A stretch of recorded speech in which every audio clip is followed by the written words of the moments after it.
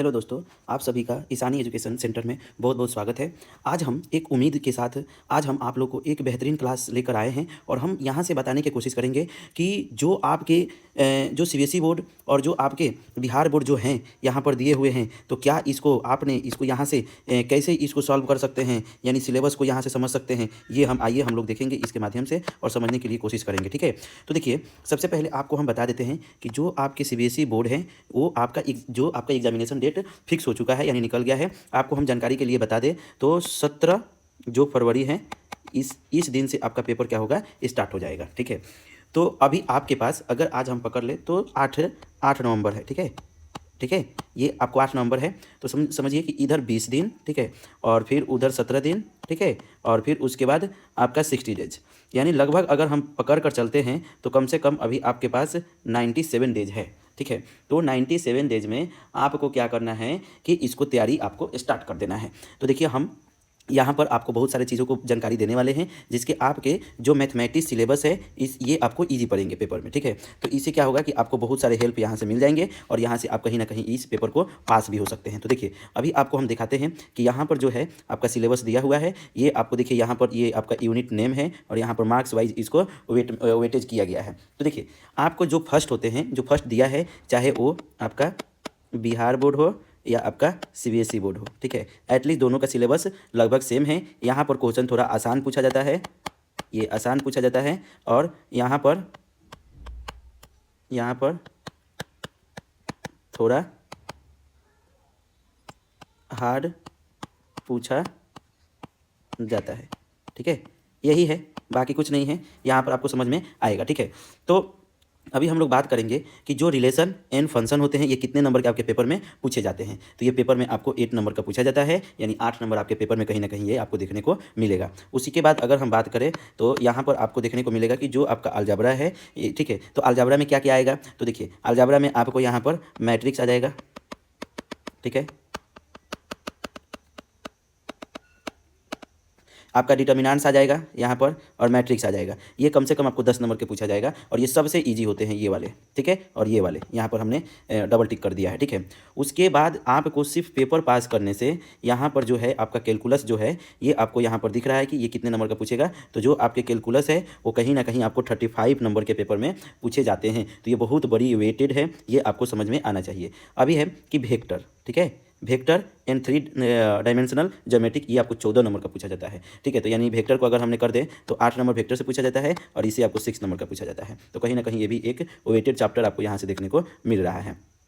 अभी देखिए, अभी यहाँ पर दिया है कि जो 5th नंबर है उसमें दिया है कि लीनियर प्रोग्रामिंग, ये कहीं ना कहीं आपको 5 नंबर का पूछता है। एक आपका एमसीक्यू में पूछ लेता है डायरेक्ट क्वेश्चन, और एक आपका ऐसा देता है कि जो आप इसको ग्राफ के माध्यम से इसको क्या कर सकते हैं, बना सकते हैं।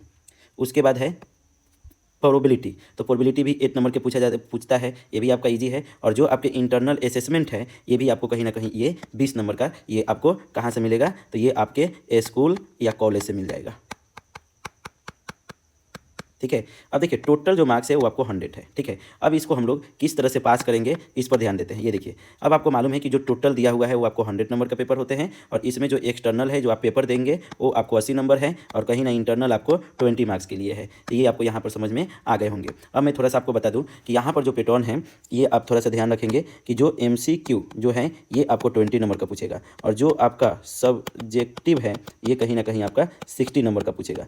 तो अब अगर हम यहाँ से अगर एवरेज अगर 10 नंबर भी पकड़ते हैं और यहाँ से 30 नंबर पकड़ते हैं और 20 नंबर आपको स्कूल से मिल जाएगा, तो ये कहीं ना कहीं 60%, यानी आप कहीं ना कहीं क्या हो जाएंगे, पासिंग हो जाएंगे। ठीक है, तो ये बहुत बढ़िया एक ऐसे आप लेकर चलते हैं तो हम आपको जरूर बताएंगे कि जिसके कारण आप यहाँ से पास हो सकते हैं। ठीक है, आगे चलते हैं। ये देखिए, अब यहाँ पर क्या होता है कि क्लास खत्म होते हैं, यही आपके सिलेबस है। अब यहाँ से अगर हम आपको बताने की कोशिश करें तो ये क्लास हमने 10 नवंबर से स्टार्ट कर देंगे। ठीक है, अब यहाँ पर जो हम स्टार्ट करेंगे तो सबसे पहले हम कैलकुलस से स्टार्ट करेंगे, जो कि आपके पेपर में 35 नंबर के पूछे जाते हैं। कितने नंबर के? 35 नंबर के पूछे जाते हैं। ठीक है, मेरा वीडियो जो हमने वीडियो बनाने वाले हैं वो ज़्यादा आपका लॉन्ग नहीं होगा। ठीक है, जो हम वीडियो बनाएंगे उसका जो ड्यूरेशन होगा वो क्या होगा, लॉन्ग ड्यूरेशन नहीं होगा। ठीक है, ड्यूरेशन क्या होगा, शॉर्ट होगा। ठीक है, क्या होगा, शॉर्ट होगा ड्यूरेशन। तो ये इस बातों को ध्यान में रखेंगे कि कहीं ना कहीं हम इसको शॉर्ट ड्यूरेशन में लेकर जाएंगे और हम बताने की कोशिश करेंगे छोटे छोटे, यानी अगर हम 15 से 20 मिनट अगर एक लेक्चर बनाते हैं तो यहाँ पर कम से कम जो आपको हम बता देते हैं कि जो IMP जो क्वेश्चन होंगे वो कहीं ना कहीं आपको इसमें दिया जाएगा यहाँ पर, ठीक है। तो इस चीज़ को हम लोग क्या करेंगे, ध्यान रखेंगे, ठीक है। दूसरा बात ये है कि क्या हम लोग किस तरह से स्टडी करें, तो हमने आपको एक रूटीन रेडी कर देंगे यहाँ पर, ठीक है। उस तरह से आप इसको क्या करेंगे, स्टडी करेंगे, ठीक है। रूटीन हमने आपको तैयार कर यहाँ पर दे देंगे, जिसके कारण उस तरह से आप स्टडी कीजिए और फास्ट हो जाइए। अब देखिए स्टूडेंट, आप लोग को हमने बोले कि कम से कम आज से अगर देखा जाए तो कम से कम 100 डेज है आपके पास, ठीक है। अब इसमें डिवाइड करते हुए, परब वरब निकालते हुए, छुट्टी वुट्टी, एक मंथ आप इसको निकाल दीजिए, ठीक है। तो कहीं ना कहीं आपके पास 70 डेज है और ये 70 डेज बहुत इंपॉर्टेंट है, इतना इंपॉर्टेंट है कि हम क्या बोले आपसे, बहुत इंपॉर्टेंट है। और अगर जो ये 70 दिन यूज कर लिया वो एग्जाम में पास हो जाएगा इजीली, वो इजीली एग्जाम में क्या हो जाएगा, वो पास हो जाएगा। तो इस बात को हम लोग क्या करेंगे, ध्यान में रखेंगे और हम लोग स्टडी करेंगे। तो अभी हम आपको बता देते हैं कि 10 तारीख से यानी हम स्टार्ट करेंगे जो आपके कैलकुलस हैं। हम सबसे पहले क्या करेंगे कि जो कैलकुलस होते हैं हम सबसे पहले हम क्या करेंगे, एक नंबर कि पहले हम उसके बारे में इंट्रोडक्शन दे देंगे, क्या करेंगे, हम उसको इंट्रोडक्शन दे देंगे। और दूसरा बात है कि इंट्रोडक्शन देने के बाद हम उसको फार्मूला पर क्या करेंगे, फोकस करेंगे, ठीक है।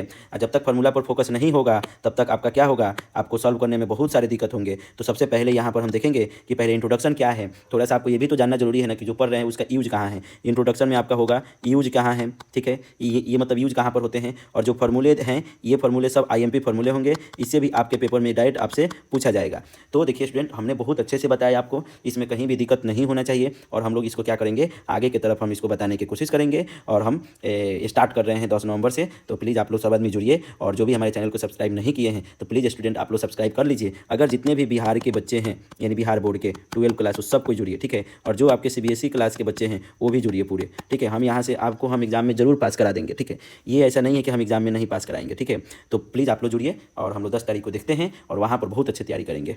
Thank you student.